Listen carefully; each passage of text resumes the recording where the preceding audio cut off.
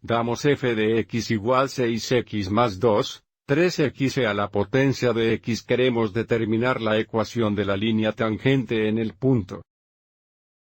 Encontraremos la ecuación de la línea tangente en forma de intercepto dependiente con un formulario, y igual 1010 más b, donde m es la pendiente de la línea, y b es el intercepto de y. Aquí estamos fortunados porque aviso como el punto dado es el punto. Por lo tanto este punto sería el intercepto y por lo tanto, ya sabemos que b debe ser menos 1.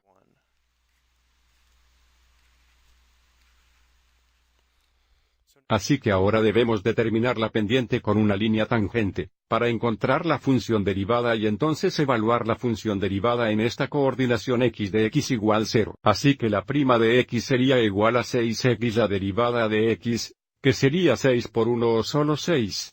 La derivada de una constante sería 0, así tenemos solo 3x derivado de a la x, y el derivado de a la x es a la x. Así tenemos 13 a la x, así que esta es nuestra función derivada. Y, de nuevo, porque estamos buscando la pendiente con una línea tangente en este punto donde x igual 0, cuando evalúo esta función derivada en x igual 0.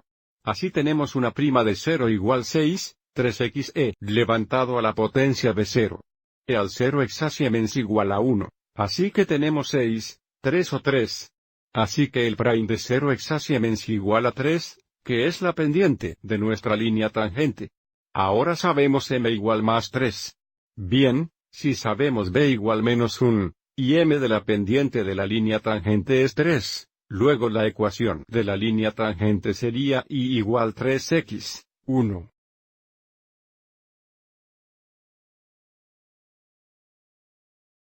Verifique esto mirando el gráfico de nuestra función y la línea tangente en el punto. La función dada se grafica aquí en azul. Aquí está el punto de tangencia dado, que también es el intercepto de la línea. Y encontramos la ecuación de la línea para ser igual 3x menos 1. Aviso como la línea es tangente a la curva en ese punto y la pendiente de esta línea es más 3. Espero que hayas encontrado esto útil.